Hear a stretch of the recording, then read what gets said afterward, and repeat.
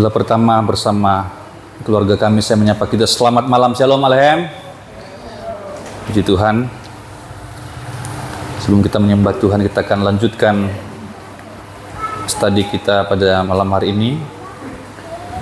Malam ini kita sudah memasuki pasal yang baru dari kitab Roma, yaitu pasal yang ke-9. Dalam struktur surat Roma, 3 pasal berikut ini terkesan seperti disisipkan di antara pasal-pasal sebelum dan sesudahnya. 3 pasal yang saya maksud adalah pasal 9 sampai 11. Ada 3 pasal, 9 sampai 11. Tiba-tiba kita melihat bahwa Rasul Paulus berbicara atau menulis mengenai Israel.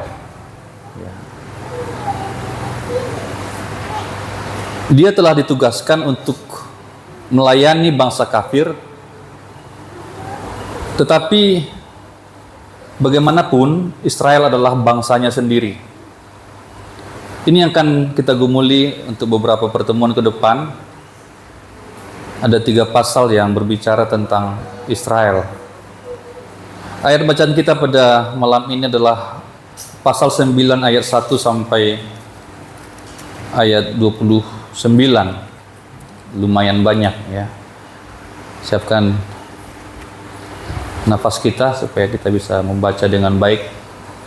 Roma pasal 1 ayat 1 mulai. Saya akan mulai dan saudara nanti melanjutkan. Kita akan baca secara responsoria. Roma pasal 9 ayat 1 sampai 29. Saya akan mulai. Aku mengatakan kebenaran dalam Kristus. Aku tidak berdusta.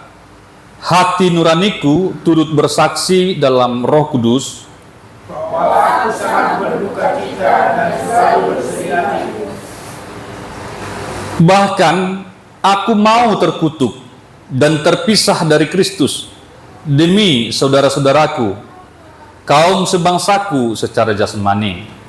Sebab mereka adalah orang Israel, mereka telah diangkat menjadi anak, dan mereka telah menerima kemuliaan dan perjanjian-perjanjian dan hukum Taurat dan ibadat dan janji-janji.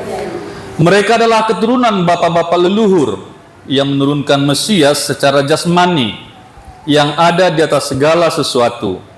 Dialah Allah yang harus dipuji sampai selama-lamanya. Amin. Akan tetapi firman Allah tidak mungkin gagal, sebab tidak semua orang yang berasal dari Israel adalah orang Israel.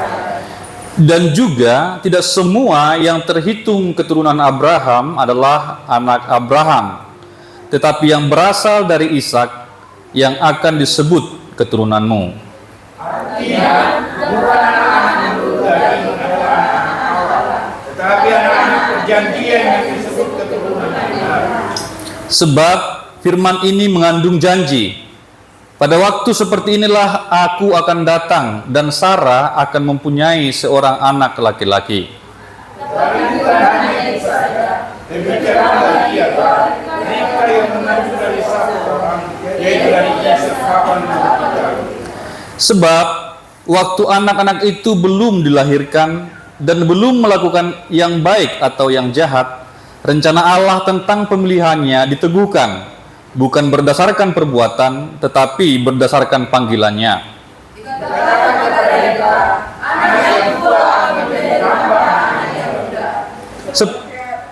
Seperti tertulis, Yakub kukasihi, Esau kubenci. Jika demikian, apakah yang hendak kita katakan? Apakah Allah tidak adil? Mustahil. Sebab ia berfirman kepada Musa, aku akan menaruh belas kasihan kepada siapa aku mau menaruh belas kasihan, dan aku akan bermurah hati kepada siapa aku mau bermurah hati. Jadi Allah tidak tergantung pada kehendak orang atau seseorang, tetapi pada kemurahan Allah. Sebab kitab suci berkata kepada Firaun, itulah sebabnya Aku mengangkat engkau, yaitu supaya aku memperlihatkan kuasaku di dalam engkau, dan supaya namaku dimasyurkan di seluruh bumi. Jadi ia melakukan sesuatu kepada siapa yang dikehendakinya, dan ia mendekatkan hati siapa yang dikehendakinya. Sekarang engkau akan berkata kepadaku, jika demikian, apalagi yang masih disalahkannya? Sebab siapa yang menentang kehendaknya? Siapakah kamu, hai manusia, maka kamu membantah Allah?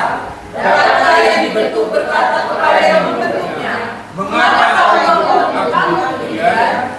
Apakah tukang periuk tidak mempunyai hak atas tanah liatnya untuk membuat dari gumpal yang sama suatu bejana untuk tujuan yang mulia dan yang lain untuk tujuan yang biasa? Jadi kalau menentukan tujuannya dan menyatakan kuasanya, Allah menaruh kepada yang besar kepada benda-benda kemurkaannya yang telah disiapkan untuk binasa. Justru untuk menyatakan kekayaan kemuliaannya atas bejana-bejana belas kasihannya yang telah dipersiapkannya untuk kemuliaan. Yaitu kita yang telah dipanggilnya bukan hanya dari antara orang Yahudi, tetapi juga dari antara bangsa-bangsa lain. Seperti yang difirmankannya juga dalam kitab Hosea, yang bukan umatku akan kusebut umatku, dan yang bukan kekasih, kekasih. Dan di tempat di mana akan dikatakan kepada mereka, kami ini engkau umatku, di sana akan dikatakan kepada mereka, anak-anak Allah yang Yahudi. Yesaya berseru tentang Israel, sekalipun jumlah anak Israel seperti pasir di laut, hanya sisanya akan diselamatkan. Sebab apa yang telah dijanjikannya akan dilakukan Tuhan di atas bumi, sempurna dan segera. Seperti yang dikatakan Yesaya sebelumnya, seandainya Tuhan semesta alam tidak meninggalkan pada kita keturunan, kita sudah menjadi seperti Sodom dan sama seperti Gomora. Ya, cukup panjang Bapak Ibu Saudara yang kita baca pada malam hari ini. Coba kita perhatikan beberapa poin yang saya ekstrak atau saya ambil dari bacaan kita. Poin pertama adalah Rasul Paulus mengasihi Israel, ya. Rasul Paulus mengasihi Israel, ayat 1 sampai ayat 3. Paulus telah ditetapkan oleh Tuhan untuk menjadi rasul bagi bangsa lain. Kita sudah belajar hal itu dan kita sudah pernah mendengarkan di dalam Kisah Para Rasul ketika Yesus menampakkan diri kepada Paulus pada saat Paulus mencoba mengejar umat Tuhan atau gereja pada saat itu, kemudian Tuhan menangkap dia, menampakkan diri kepada dia, dan kemudian Paulus ini diminta atau ditugaskan oleh Tuhan untuk menjadi pelayan Injil, ya, bagi bangsa kafir atau non-Israel. Akan tetapi ada hal yang mengganjal pikiran Paulus ketika ia fokus melayani bangsa kafir, termasuk dalam tulisan-tulisan ini. Sejauh yang telah kita baca dari pasal 1 sampai pasal yang ke-8, tiba-tiba Paulus teringat dengan bangsa Israel, teringat dengan bangsanya sendiri secara jasmani. Bagaimanapun Paulus adalah bangsa Israel yang asli. Latar belakangnya kita bisa lihat, coba ya, dibacakan Filipi pasal 3 ayat 4 dan 5. Filipi pasal 3 ayat 4 dan 5. Silakan.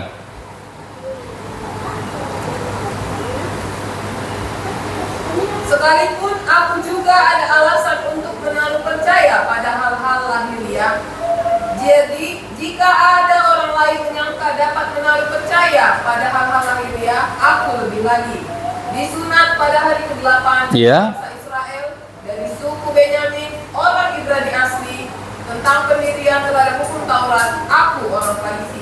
Ya, ini Paulus. Dia menuliskan atau menyampaikan latar belakang pribadinya di Filipi, bahwa dia adalah Ibrani asli, dia adalah bangsa Israel, dan dia berasal dari suku Benyamin, salah satu anak dari Yakub, Benyamin.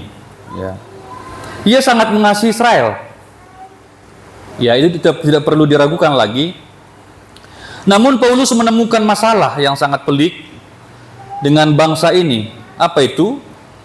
Bangsa Israel ini menolak Kristus, Bapak Ibu Saudara. Ya.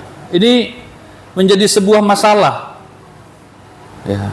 Itu sebabnya judul renungan kita yang saya ambil malam hari ini adalah Israel's rejection considered. Artinya Israel menolak Kristus. Itu merupakan sebuah pemikiran, ya, dipikirkan terus oleh Paulus. Penolakan Israel ini dipertimbangkan terus dan dipikirkan terus oleh Paulus. Di mana kita tahu bahwa Israel menolak Kristus? Coba kita lihat Yohanes pasal 1, ya, silakan Desi. Sebenarnya Yesus datang kepada bangsanya atau bangsa Israel pada saat itu, tetapi bangsa ini menolak Kristus, menolak Yesus. Yohanes pasal 1 ayat 11. Ia datang kepada milik kepunyaannya, tetapi orang-orang kepunyaannya itu tidak menerimanya. Iya, menolak. Milik kepunyaannya yaitu Israel menolak Kristus, menolak Yesus. Pada umumnya, kalau orang sudah menolak hal baik yang kita tawarkan, kita langsung angkat tangan. Ketika kita menawarkan sesuatu yang baik kepada seseorang, kemudian dia menolak, ya, menolak pertolongan kita, menolak bantuan kita biasanya tinggalkan saja. Ya, kita jalan terus meninggalkan orang tersebut, dan kita akan berkata, ya saya sudah menolong, saya sudah mencoba membantu, dan dia tidak mau ditolong. Nah, terus bagaimana? Bukan salah saya lagi, karena memang Kristus sudah datang kepada Israel, tetapi Israel menolak. Itu manusiawi sekali. Ketika orang menolak kita meninggalkan dia, dan kita tidak terlalu memikirkan lagi, karena dia yang menolak. Bukan salah kita lagi ketika dia misalkan mengalami sesuatu yang buruk. Tetapi Paulus berbeda, Bapak Ibu. Ya. Penolakan Israel terhadap Yesus tetap menyita pikirannya, tetap menjadi bahan perenungannya, ya, tetap menyita hati Rasul yang besar ini. Itu yang dikatakan dalam ayat 1 dan 2. Coba kita kembali ke Roma, Desi. Ya, ini terus mengganggu dia. Sementara dia sudah sungguh-sungguh melayani jemaat Roma, ya, pada saat itu. Tapi pikirannya kepada bangsa Israel selalu mengganggu dia, ya, karena bangsa Israel ini menolak Kristus. Apa yang dikatakan oleh Paulus dalam ayat 1 dan 2? Coba Desi. Aku mengatakan kebenaran dalam Kristus, aku tidak berdusta. Iya. Suara hatiku turut bersaksi dalam Roh Kudus bahwa aku sangat berduka cita dan selalu bersedih hati. Iya. Bukan hanya memikirkan, tetapi hal ini telah merasuki emosinya. Ya. Saya sangat berduka cita, dikatakan, sangat berduka cita dan selalu bersedih hati. Paulus senantiasa sedih dengan fakta ini. Dia selalu teringat dengan bangsanya. Mengapa bangsaku menolak Kristus? Saudara, saya berikan satu informasi, kalaupun mungkin saudara sudah pernah mendengarkan ini. Mengapa Israel menolak Yesus? Mengapa Israel menolak Mesias? Ya, Israel menolak Yesus karena Yesus itu pada saat itu tidak seperti yang mereka harapkan. Karena Mesias yang mereka nantikan adalah Mesias yang menjadi pahlawan, Mesias yang menjadi raja, Mesias yang akan melepaskan mereka dari penjajahan Romawi pada masa itu. Ketika Yesus lahir dan hadir di bumi, saat itu bangsa Israel atau bangsa Ibrani ini berada di bawah kekuasaan Romawi, berada dalam penindasan, penjajahan Romawi. Dan pada saat itu mereka menanti-nantikan Mesias, karena memang ada dalam kitab suci mereka, dalam perjanjian lama, mereka menunggu-nunggu Mesias, mereka menunggu-nunggu Kristus yang akan melepaskan mereka dari penjajahan itu. Jadi Mesias yang mereka nantikan adalah Mesias yang secara politis, pemimpin politik mereka, yang akan membawa mereka keluar dari penindasan itu, keluar dari penjajahan itu. Sementara ketika Yesus hadir, ketika Yesus lahir, Yesus tidak memenuhi harapan mereka. Kalau saudara ingat, satu kali Yesus ini diarak-arak, ya, di jalan menuju Yerusalem. Inilah Raja, anak Daud. Kemudian ada daun-daun palem mereka lemparkan di jalan Yesus, memberikan karpet merah kepada Yesus, dan juga kain-kain mereka atau pakaian mereka tanggalkan untuk menjadi pijakan keledai tempat atau yang ditunggang oleh Yesus. Dan mereka memang mengharapkan bahwa Yesus menjadi raja, dan mereka mau mengangkat Yesus menjadi raja secara fisik pada saat itu. Dan pada saat itu Yesus tidak menanggapi hal itu dengan baik, sesuai dengan apa yang mereka harapkan. Yesus bukan menjadi raja sebagaimana yang mereka harapkan. Bahkan ketika Yesus mati, itu juga semakin membuat mereka kecewa kepada Yesus. Kok Mesias mati? Ya, tidak seperti yang mereka harapkan. Sehingga mereka menolak Yesus. Mereka menolak Mesias karena Yesus atau Mesias yang hadir pada saat itu tidak seperti yang mereka harapkan, yang mereka pikirkan. Jadi sebenarnya yang mengecewakan mereka itu bukan Yesus, tapi harapan mereka, harapan yang salah. Harapan yang salah. Dan di sini Paulus tahu hal itu, bahwa penolakan terhadap Yesus ini bukan hanya sesuatu penolakan yang biasa. Penolakan terhadap Yesus akan berakibat sangat fatal, ya. Karena Yesus yang mereka tolak, Yesus yang mereka salibkan, ya, itu akan mengakibatkan sesuatu yang sangat fatal bagi mereka. Bahkan orang-orang yang menolak Yesus akan berakhir pada kematian. Menolak Yesus akan binasa. Tidak percaya kepada Yesus akan binasa. Dan Paulus mengetahui hal ini, dan ini yang membuat Paulus sangat sedih. Sangat sedih. Kesedihan yang tidak berujung. Karena dikatakan di dalam ayat 2 tadi, saya selalu berduka, bersedih hati, ya. Saya selalu bersedih hati. Kalau dalam Alkitab yang saya miliki, saya bacakan, ya, ayat yang kedua, bahwa aku sangat berduka cita dan selalu bersedih hati. Bersedih hati karena penolakan Israel terhadap Yesus. Bukan hanya 1 hari, bukan hanya 2 hari, bukan hanya 1 minggu, 2 minggu, bahkan 1 tahun, tetapi senantiasa dia bersedih untuk hal ini. Dan ini bukan hanya perasaan, tapi juga dilontarkan oleh Paulus, ya. Ayat yang ketiga, Desi. Bahkan aku mau terkutuk dan terpisah dari Kristus demi saudara-saudaraku, kaum sebangsaku sejarah dan semangat. Iya. Paulus menambahkan, dia bukan hanya sekedar merasa, ya, sekedar berpikir seperti itu, sekedar berduka cita karena fakta penolakan Israel ini terhadap Yesus. Dia mengatakan, sebenarnya arti ayat ini, Paulus rela terkutuk demi keselamatan bangsa Israel.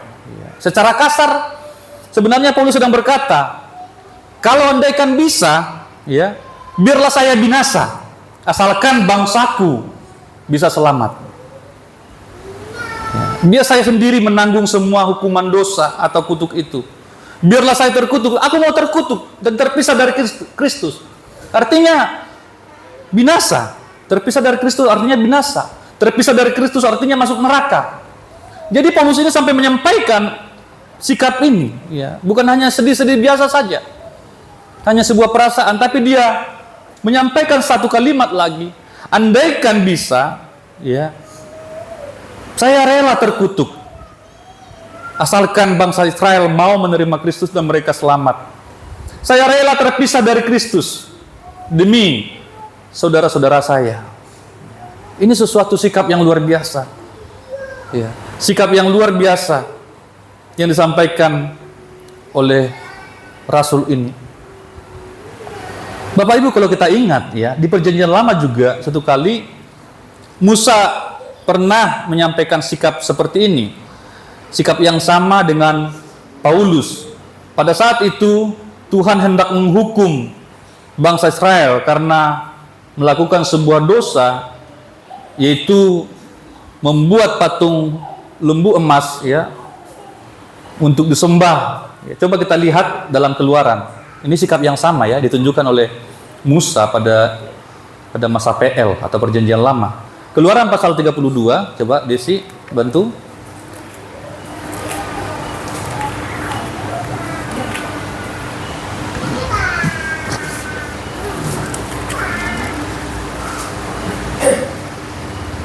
Ayat 30.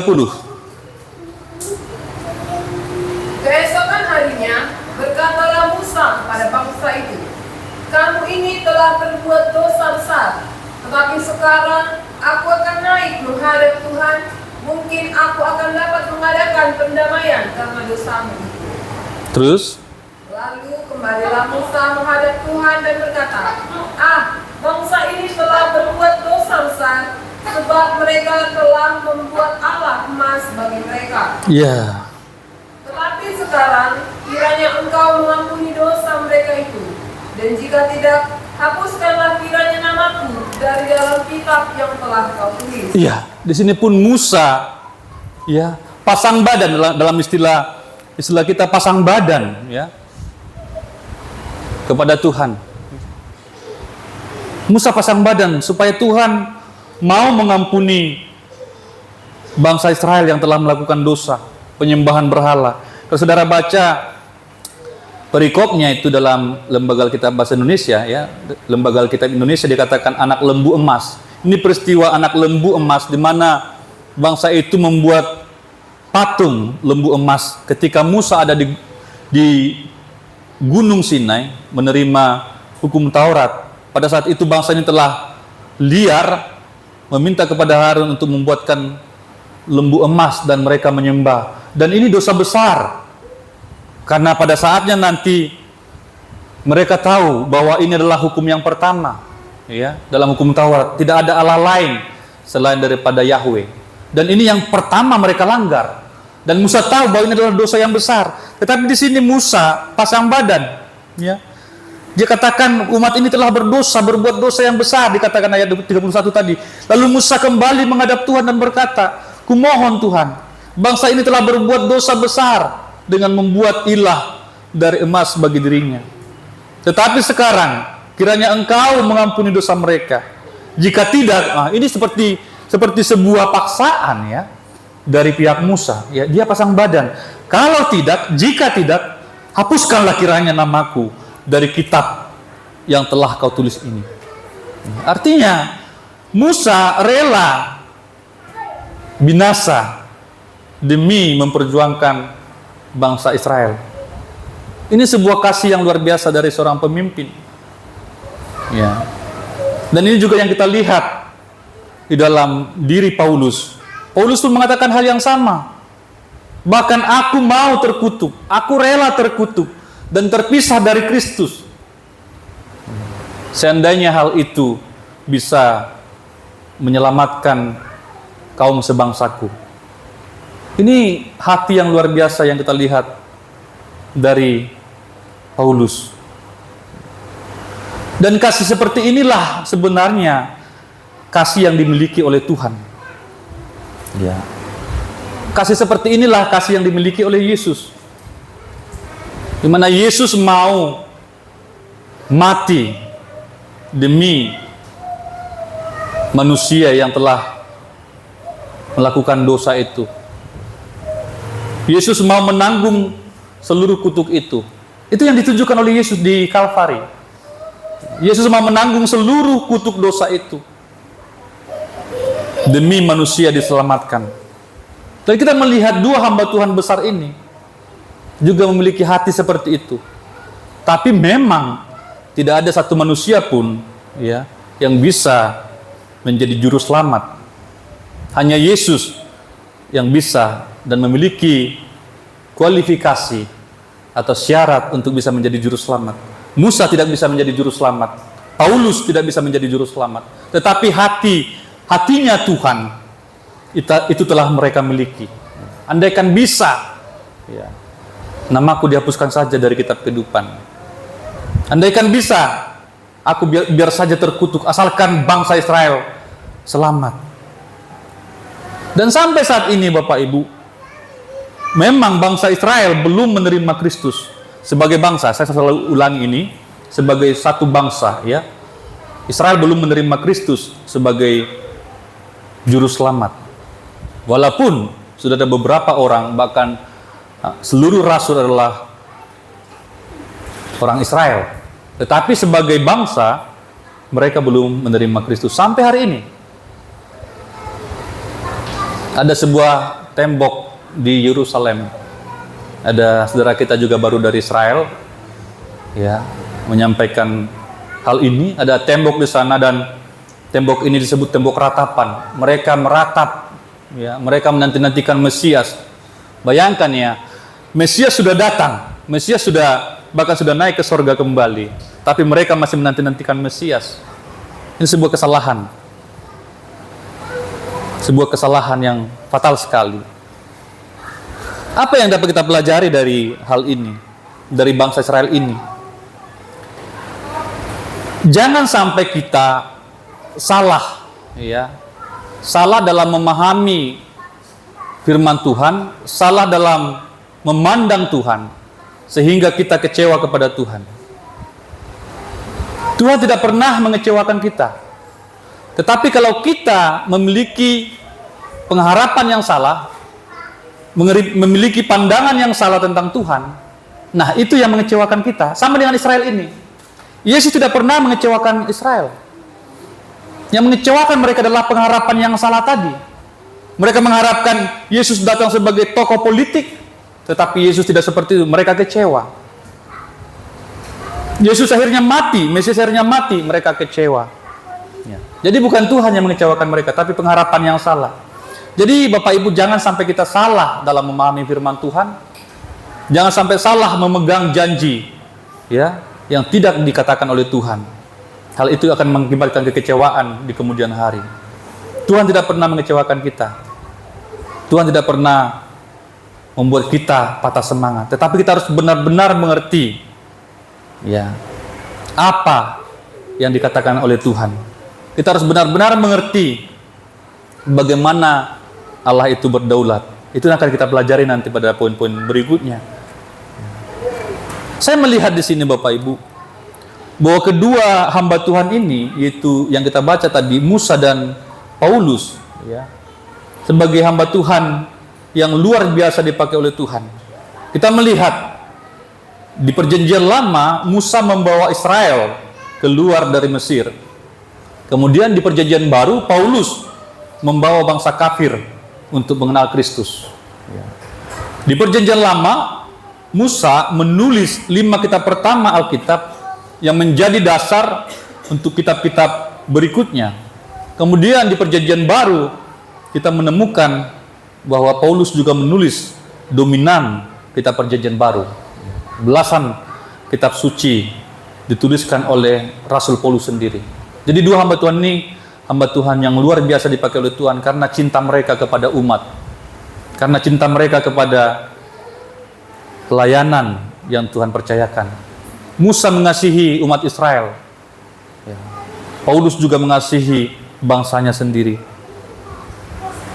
Kasih seperti ini seharusnya menjadi teladan bagi kita. Kita harus mengasihi orang-orang yang berdosa. Paulus mengasihi orang-orang berdosa. Tidak mau orang-orang berdosa itu binasa dalam keberdosaannya. Musa meminta pengampunan, Tuhan ampuni bangsamu ini. Tuhan ampunilah bangsamu ini. Demikian juga Paulus, rela mati andaikan bisa, dan rela terkutuk demi bangsanya sendiri. Nah, kasih ini seharusnya kita miliki ketika kita melihat masih ada orang di luar sana, mungkin saudara kita, mungkin teman kerja kita yang belum menerima keselamatan. Kita harus mengasihi mereka. Kita harus berdoa bagi mereka supaya mereka bisa mengenal keselamatan di dalam Kristus. Ini yang pertama, Bapak Ibu. Yang kedua, kita melihat keistimewaan Israel, ya. Keistimewaan Israel itu dalam ayat 4 dan 5, ya. Coba Desi kembali ke Roma. Bacakan ayat 4 dan 5. Sebab mereka adalah orang Israel. Iya. Mereka telah diangkat menjadi anak, dan mereka telah menerima kemuliaan dan perjanjian-perjanjian dan hukum Taurat dan ibadah dan janji-janji. Mereka adalah keturunan bapa-bapa leluhur yang menurunkan Mesias dalam keadaannya sebagai manusia yang ada di atas segala sesuatu. Ia adalah Allah yang harus dipuji sampai selama-lamanya. Amin. Iya. Saya buatkan beberapa poin dari dua ayat ini. Banyak sekali, ya, keistimewaan dari bangsa Israel. Iya. Israel telah diangkat menjadi anak. Israel telah diangkat menjadi anak. Kemudian Israel menerima kemuliaan dari Tuhan. Kemudian Israel menerima perjanjian-perjanjian. Israel disebut sebagai umat perjanjian. Hanya kepada Israel Allah berjanji hal-hal yang baik. Kepada bangsa-bangsa yang lain Tuhan tidak berjanji apa-apa. Tapi kepada bangsa Israel Allah berjanji. Umat ini disebut sebagai umat perjanjian. Ya. Kemudian Israel juga memiliki hukum Taurat. Saya sampaikan dalam pertemuan beberapa waktu yang lampau. Hanya bangsa Israel yang langsung memiliki atau menerima hukum dari Tuhan. Ya. Manusia di dunia ini mencoba memikirkan hukum-hukum yang terbaik sebagai norma dalam sebuah komunitasnya, sebagai hukum yang berlaku dalam sebuah negara. Mereka memikirkan, mereka merumuskan, mereka mengumpulkan orang-orang terbaik, para cendikia-cendikia, orang-orang pintar. Ya, mereka mencoba merumuskan hukum apa yang harus kita terapkan atau kita berlakukan di negeri ini. Hukum apa yang harus kita lakukan di komunitas kita. Mereka memikirkan. Tapi itu semua pikiran-pikiran manusia. Sementara Israel ini langsung mendapatkan hukum Taurat dari Tuhan, dari sorga. Menjadi undang-undang mereka, menjadi konstitusi mereka. Tuhan sendiri yang membuatkan, yang menurunkan bagi Israel. Ini sesuatu yang luar biasa. Kemudian kita melihat juga Israel memiliki tata ibadah. Kalau kita lihat dalam kitab Keluaran dari pasal 25, ya di sana kita membaca bagaimana tabernakel diperintahkan oleh Tuhan dan bagaimana semua tata kelola atau penata layanan dalam ibadah, termasuk dalam kitab imamat, ya, tata cara korban dan pelayan-pelayan atau imam-imam, itu Tuhan atur semua tata ibadah mereka. Tuhan mau menyampaikan apa saja korban-korban yang harus diberikan dan bagaimana prosedurnya, itu jelas semua. Tata ibadah yang dimiliki Israel langsung dari Tuhan. Hukumnya dari Tuhan, ibadahnya langsung dari Tuhan, tabernakelnya dari Tuhan. Israel juga menerima janji-janji dari Tuhan. Banyak sekali. Kemudian mereka juga merupakan keturunan bapak-bapak leluhur. Bapak-bapak orang-orang beriman. Berasal dari mereka. Dan terakhir dikatakan tadi oleh Paulus, bahwa Israel menurunkan Mesias dalam keadaannya sebagai manusia. Jadi sebagai manusia, Yesus itu adalah keturunan Yahudi. Dia bangsa Israel. Ini merupakan keluarbiasaan Israel. Dan tidak mungkin kita miliki. Yesus tidak mungkin menjadi orang Batak, tidak mungkin menjadi orang Jawa, tidak mungkin menjadi orang Cina, dan seterusnya. Yesus itu sudah ditentukan menjadi orang Israel. Yesus yang menjadi manusia. Wah, itu luar biasa. Jadi berkat Israel ini sangat luar biasa. Israel ini sangat istimewa. Dan bahkan sampai hari ini Bapak Ibu, ada banyak bangsa yang iri dengan bangsa Israel ini, ya. Dan saya yakin sampai saat ini juga Tuhan masih memberkati Israel. Ya. Saudara saya yang dari Israel menyampaikan, ya, terutama sektor agraria mereka atau pertanian mereka dan peternakan mereka itu baik sekali. Ya. Semua hijau katanya di Israel, ya. Hijau semua, buah-buahan banyak, sumber makanan banyak, ternak-ternaknya gemuk-gemuk semua di Israel. Tetapi kemudian ketika keluar dari Israel semua gersang. Ya, itu kesaksian dari orang yang baru dari sana, ya, Pendeta Elroy Manalu. Ya, kemarin kami ketemu di Tanjung Piayu. Itu fakta. Mereka pintar-pintar. Sebenarnya bangsa ini tidak banyak ya Bapak Ibu ya. Tidak sampai 10 juta bangsa Israel ini. Ya, tidak sampai 10 juta. Tetapi pengaruh mereka di dunia luar biasa. Gak ada yang berani dengan Israel. Ya, coba bayangkan tidak sampai 10 juta, tapi pengaruhnya luar biasa. Di semua sektor mereka ada. Di teknologi mereka ada, di ekonomi mereka ada, di politik mereka ada, di NASA mereka ada. Ya, di semua sektor mereka ada. Sehingga pengaruh mereka luar biasa di dunia ini. Dan mereka ini bangsa yang istimewa. Tetapi sayangnya sekali lagi, mereka ini menolak Kristus. Itu dia masalahnya, ya. Dan ini yang disayangkan oleh Paulus tadi, yang membuat hari-hari Paulus bersedih, ya, berduka, ya. Karena mereka menolak Kristus. Dan memang tidak ada obatnya, ya. Kalau sudah menolak Kristus, tidak ada obatnya, ya, pasti binasa. Sehebat apapun kita dalam hidup ini, tapi kalau kita menolak Kristus, kita binasa. Sebentar apapun, sekaya apapun, menolak Kristus artinya neraka. Ya, ini yang membuat Paulus sedih. Dan ini juga yang harus menjadi concern kita. Kita harus mengenal Kristus dengan baik, menyembah Tuhan, menjadikan Dia menjadi Tuhan dalam hidup kita. Ya. Bangsa ini istimewa. Ya. Dan disampaikan oleh Paulus tadi, apa-apa saja yang menjadi keistimewaan mereka. Dan sudah saya rangkumkan juga. Kemudian kita melihat poin berikutnya, yaitu kedaulatan Allah. Ya, dalam nas yang kita baca, kedaulatan Allah dari ayat 6 sampai ayat yang 29 tadi. Kedaulatan Allah sangat kental dalam nas ini. Ya. Apa itu kedaulatan Allah? Kedaulatan Allah adalah hak prerogatif Allah. Ini murni haknya Allah. Di dunia demokrasi memang sering disebut ada hak prerogatif dari presiden. Tetapi kita menyaksikan bahwa itu pun tidak murni. Ya. Masih ada bahasa sekarang cawe-cawe, ya. Walaupun itu dikatakan haknya presiden, tetapi orang lain masih bisa campuri. Tetapi yang namanya kedaulatan Allah itu tidak bisa kita campuri.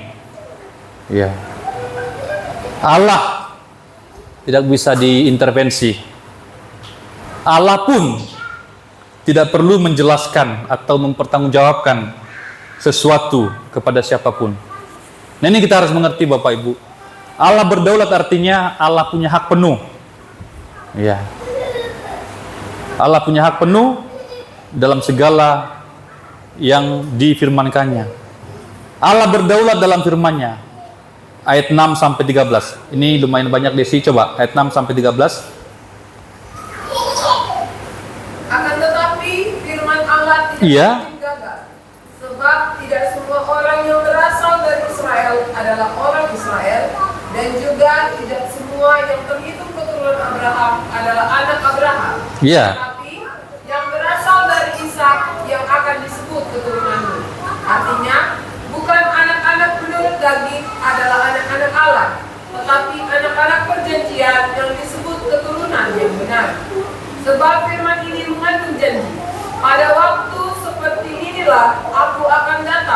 dan Sarah akan mempunyai seorang anak laki-laki. Ya. Tetapi bukan hanya itu saja. Lebih terang lagi ialah Ribka yang mengandung dari satu orang, yaitu dari Ishak bapa dulu kita. Sebab waktu anak-anak itu belum dilahirkan dan belum melakukan yang baik atau yang jahat, supaya rencana Allah tentang pemilihannya ditentukan bukan berdasarkan perbuatan, tetapi berdasarkan panggilannya. Dikatakan kepada Ribka, anak yang tua akan menjadi hamba anak yang muda. Seperti ada tertulis, aku mengasihi Yakub tetapi membenci Esau. Iya. Allah berdaulat dalam firman-Nya. Allah tidak pernah gagal ketika Ia berfirman. Ini merupakan salah satu bukti dari kedaulatan Allah. Ketika Allah berfirman, itu pasti akan digenapi. Katakan tidak semua keturunan Israel itu Israel sejati. Kita juga sudah belajar pada waktu-waktu yang lampau. Bahkan Israel yang sejati dikatakan adalah orang-orang yang melakukan firman Tuhan. Walaupun tidak memiliki hukum Taurat, tetapi ketika dia melakukan hukum Taurat itu, dia menjadi Israel sejati. Bukan hanya karena jasmaninya, dia keturunan Israel, tetapi yang dikatakan Israel sejati adalah orang yang melakukan firman Tuhan. Tidak semua Israel sejati. Allah berdaulat untuk menentukan bahwa tidak semua Israel itu sejati.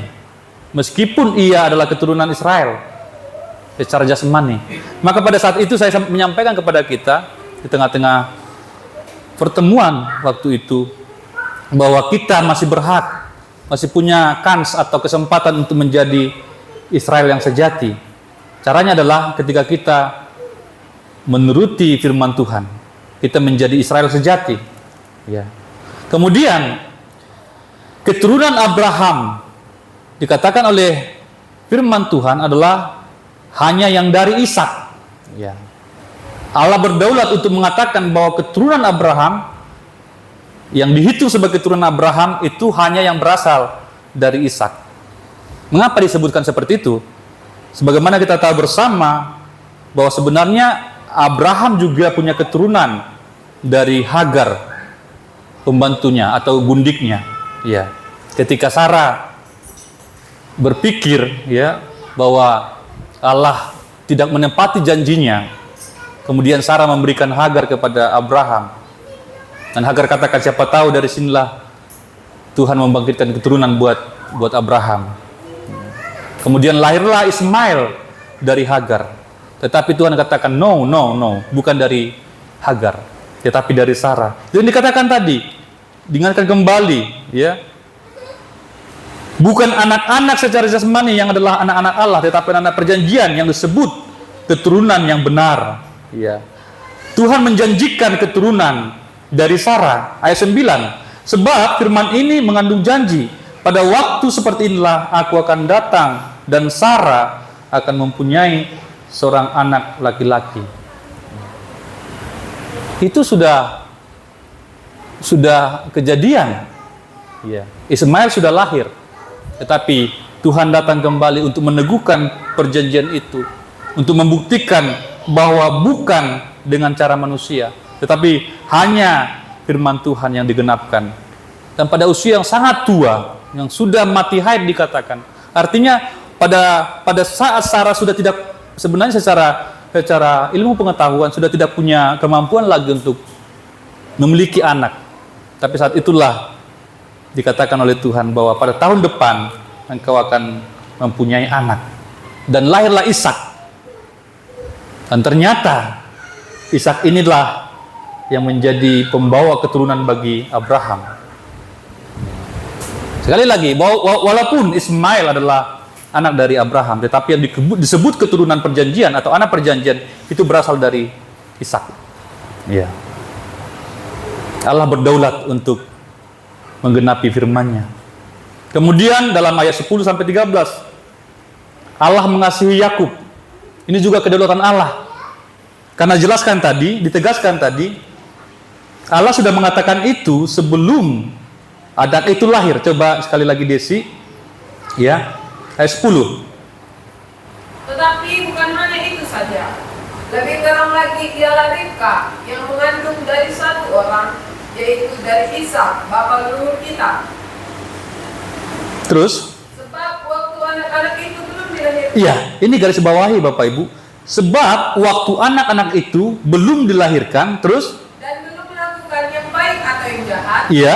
Supaya rencana Allah tentang pemilihannya diteguhkan. Iya. Bukan berdasarkan perbuatan, tetapi berdasarkan panggilan. Iya, karena memang sudah disampaikan oleh Tuhan bahwa itu sebelum mereka lahir, sebelum mereka melakukan yang jahat dan yang baik. Jadi bukan berdasarkan perbuatan baik dan perbuatan jahat Allah memanggil salah satu dari mereka. Kemudian ayat 12 dikatakan kepada Ribka, iya, anak yang tua akan menjadi hamba anak yang muda. iya, anak yang tua siapa? Esau. Anak yang muda siapa? Yakub. Dan Yakub menjadi tuan atas Esau, atau Esau menjadi hamba terhadap Yakub. 13 Seperti ada tertulis, aku mengasihi Yakub tetapi membenci Esau. Iya. Ini juga rahasia. Mengapa Allah mengasihi Yakub dan membenci Esau? Itu sebelum anak itu lahir. Sebelum anak itu melakukan yang baik dan yang jahat. Jadi bukan berdasarkan perbuatan baik. Maka Allah mengatakan atau Allah memilih Yakub. Tetapi kalau kita lihat dalam perkembangannya, ternyata memang Yakub itu lebih baik daripada Esau. Itu sebabnya Allah tidak mungkin salah dalam kedaulatannya. Allah berdaulat dalam firman-Nya. Kemudian berikutnya, Allah berdaulat dalam keadilannya. Allah berdaulat dalam keadilannya. Ayat 14, Desi, silakan. Jika demikian, apakah yang hendak kita katakan? Iya. Apakah Allah tidak adil? Mustahil. Iya. Singkatnya, dari ayat ini kita melihat bahwa Allah berdaulat dalam keadilannya. Artinya, Allah pasti adil. Allah tidak mungkin tidak adil. Ketika memilih Yakub atau mengasihi Yakub dan membenci Esau, Allah adil di sana. Allah adil. Allah tidak mungkin tidak adil. Allah pasti adil. Kemudian Allah berdaulat dalam kehendaknya. 15 sampai 19, Desi. Sebab Dia berfirman kepada Musa, Iya. aku akan menaruh belas kasihan kepada siapa aku mau menaruh belas kasihan. Iya. Dan aku akan bermurah hati kepada siapa aku mau bermurah hati.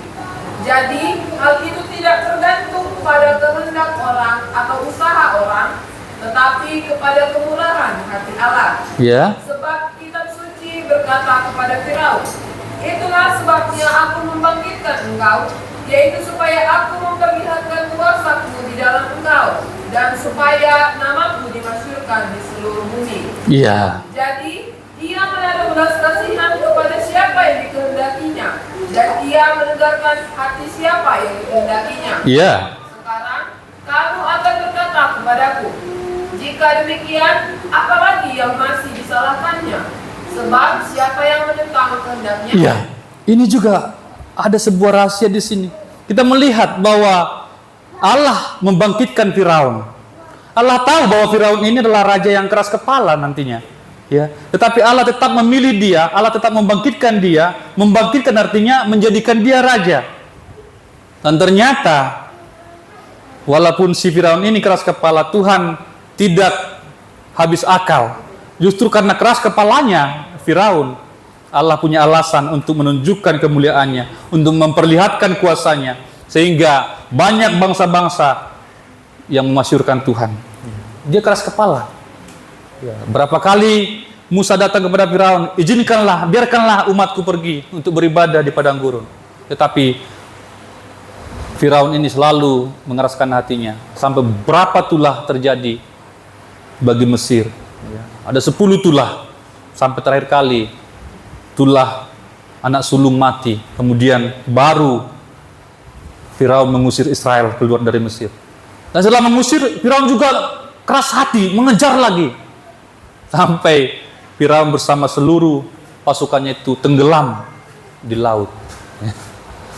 Ini kekerasan hati. Jadi kekerasan hati manusia pun bisa menghadirkan kemuliaan Allah.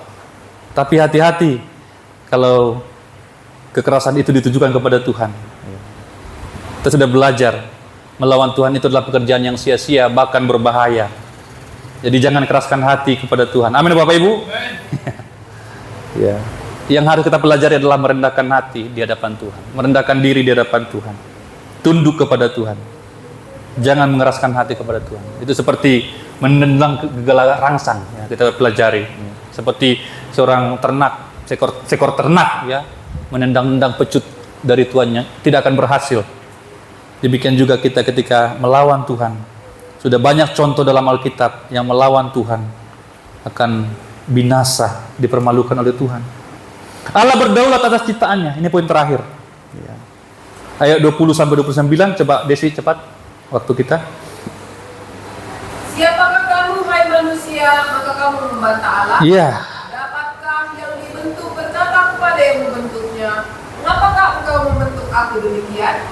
Apakah tukang periuk tidak mempunyai hak atas tanah liatnya untuk membuat dari gumpal yang sama suatu benda untuk dipakai guna tujuan yang mulia dan suatu benda lain untuk dipakai guna tujuan yang Iya.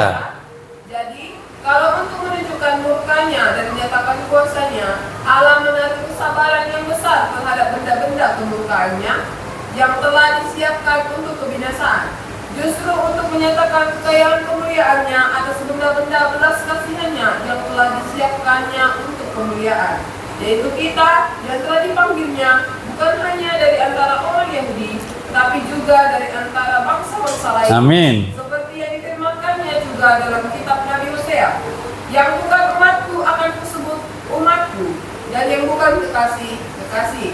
Iya. Tempat di mana akan dikatakan kepada mereka, kamu ini bukanlah umatku.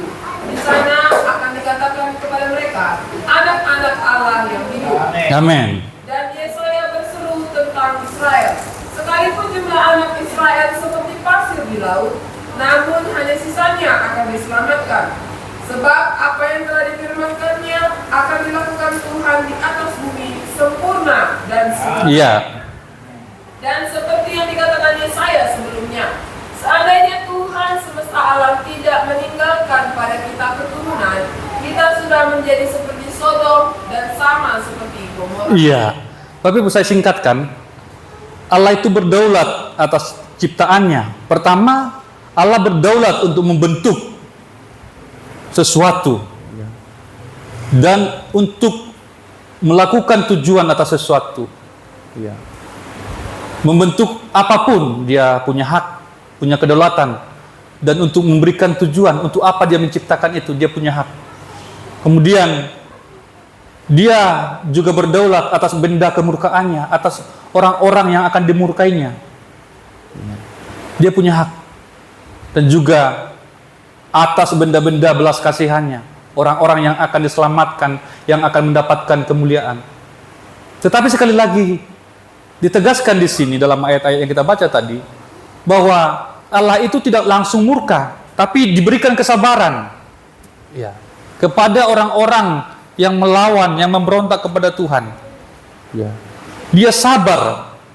Artinya ketika Allah sudah menjatuhkan hukuman kepada seseorang, berarti memang orang itu sudah tidak bisa lagi, tidak bisa bertobat lagi. Sudah cukup waktu diberikan Tuhan untuk bertobat. Sudah cukup waktu diberikan Tuhan untuk kembali. Tetapi memang keras kepala, keras hati, maka Tuhan menjatuhkan murkanya. Jadi tidak akan ada lagi yang bisa menentang Tuhan nanti atau mengatakan Tuhan tidak adil. Karena Tuhan itu telah memberikan kesabaran yang luar biasa. Panjang sabarnya Tuhan sudah berikan. Kemudian juga Tuhan akan menyatakan kekayaan kemuliaannya atas benda-benda belas kasihannya. Orang-orang yang telah menerima Kristus, yang mau dibenarkan, yang hidup kudus di hadapan Tuhan, akan menerima kemuliaan pada saatnya. Yang mau menderita, kita sudah belajar, jalan kudus ini, jalan benar ini seringkali membawa penderitaan. Ya. Karena kita benar, kita dibuli. Karena kita kudus, kita dianggap aneh. itu membuat penderitaan bagi kita. Tetapi pada saatnya kita akan dimuliakan sama dengan Kristus. Amin Bapak Ibu. Maka kita coba lihat terakhir kali ayat yang terakhir, karena saya tidak bisa tampilkan di sini. Ayat 28 tadi, ini kita harus camkan ayat ini baik-baik Bapak Ibu. Ya. Ayat 28, kita baca bersama-sama ayat 28 untuk mengakhiri. 1, 2, 3. Sebab apa yang telah difirmankannya akan dilakukan Tuhan di atas bumi, sempurna dan segera. Firman Tuhan itu pasti akan terlaksana. Maka kita harus memastikan diri kita bahwa kita adalah benda-benda belas kasihan Tuhan. Ada di pihak yang dikasihi Tuhan, yang akan mendapatkan kemuliaan yang Tuhan janjikan. Demikian sebaliknya, kalau benda-benda kemurkaannya akan dibinasakan oleh Tuhan. Itu juga firman Tuhan. Dia akan membinasakan orang-orang yang tidak taat, membinasakan orang-orang yang jahat. Ya. Itu firman Tuhan. Jadi dua firman ini akan terjadi, akan terlaksana di bumi dengan segera. Maka kita harus memastikan bahwa kita adalah benda-benda belas kasihan Tuhan. Adalah orang-orang yang percaya dan taat kepada Tuhan. Sehingga pada saatnya firman itu digenapkan, maka kemuliaan itu akan kita alami bersama-sama. Ini firman Tuhan bagi kita pada malam hari ini. Sekali lagi, baik kita menempatkan diri sebagai orang-orang yang taat, bukan keras hati seperti Firaun, berulang kali diingatkan, tetapi tidak mau taat kepada firman Tuhan, sehingga banyak tulah yang ditimpakan kepada Firaun dan bangsanya, dan sampai dia akhirnya binasa di Laut Teberau. Kita bukan seperti itu, tapi kita adalah orang-orang yang menerima kasih karunia Tuhan, menerima Kristus sebagai Tuhan dan Juru Selamat kita, dan menerima kemuliaan. Kita berdoa bersama-sama sebelum kita menyembah. Terima kasih Bapa buat kebenaran firman Tuhan yang telah kami dengarkan.